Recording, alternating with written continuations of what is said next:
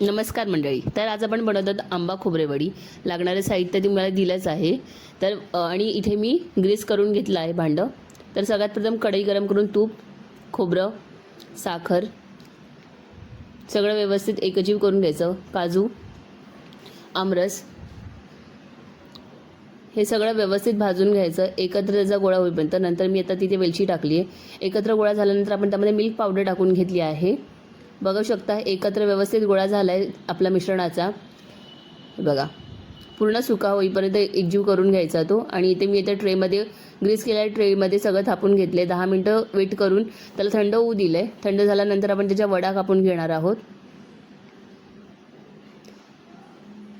बघू शकता एकदम परफेक्ट निघाल्यात वडा. आणि आपलं मिश्रण हे व्यवस्थित सुकवून घ्यायचं. ओलं ठेवलात तर त्याच्या वडा पडणार नाहीत. तर व्हिडिओ आवडला असेल तर लाईक करा, शेअर करा आणि सबस्क्राईब करा. थँक्यू.